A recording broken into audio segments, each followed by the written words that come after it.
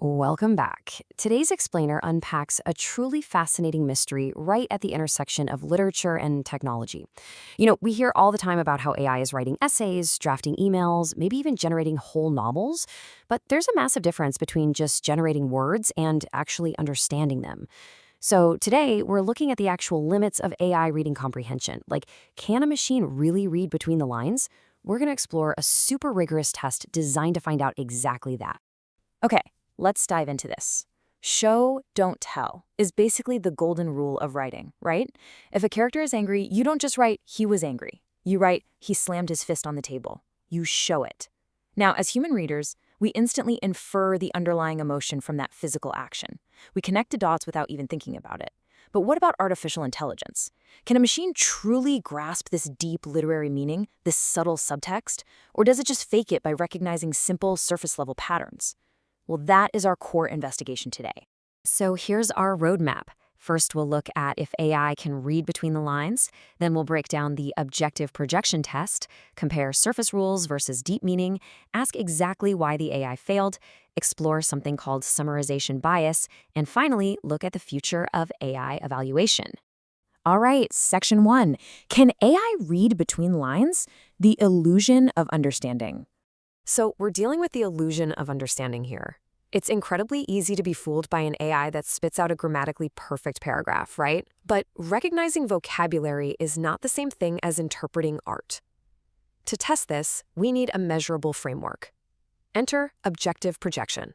This was developed by researcher Levent Bulut, and it's all about encoding abstract emotional states or psychological breakthroughs or even theoretical concepts through concrete objects, physical structures, or environmental factors. It's essentially the ultimate formalized test of the show-don't-tell rule. Instead of naming an emotion, you project it onto an objective, physical detail. The big question is, if an emotion is hidden inside a physical detail, can a machine actually find it? Moving on to section 2. The objective projection test, setting up the suspects. Okay, we have our core concept, so now we need to set up the suspects in our lineup with a really rigorous blind experiment. Here's exactly how the methodology played out. Step 1, the researchers pulled 100 fresh, unseen scenes from the objective projection dataset. This is absolutely crucial, by the way. The tools being tested had never seen this specific data before, which totally prevents that common trap of testing an AI on the exact same data it was trained on. Make sense? Okay, step 2. They had raters evaluate these scenes independently by hand, seeing only the definitions and the text itself.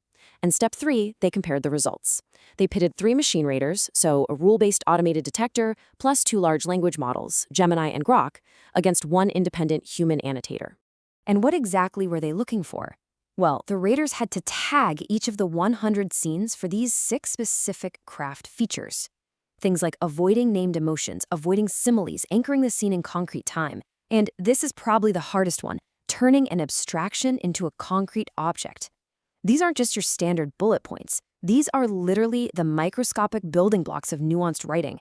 Keep these in mind, because the results of who found what are about to get really dramatic. Which brings us to section 3, surface rules versus deep meaning. The twist. Now, this is where our experiment takes a massive twist. When the data came back, the results split cleanly down the middle, revealing this glaring blind spot in machine intelligence. First, the easy stuff. Superficial features were a total breeze for the machines. For example, looking for a temporal anchor, like an explicit clock reference or timestamp, was caught in 99 out of the 100 scenes. But here's the catch. When something is that universal and a basic rule catches it perfectly, it doesn't actually tell us how smart the AI is. It just tells us how the data set was built. Finding a time on a clock is just a surface rule. It requires literally 0 literary comprehension. Now, what's really interesting about this slide is what happens when we shift to features that require deep semantic inference. Let's look at the materialized metaphor feature. That's the act of turning an abstract inner state into a concrete physical detail. The human reader found this nuanced move in 9 out of the 100 scenes. Look at the rule-based detector. It flagged 72. Why? Well, because it simply scanned for physical words. It completely failed to understand whether the actual literary move had taken place. It just generated a massive pile of false positives. But even more shocking are the advanced AI models. Given clean definitions, Gemini found exactly 1 of those 9 scenes. Grok found 0. That is a complete failure to detect deep meaning. So, Section 4. Why did the AI fail? The interrogation.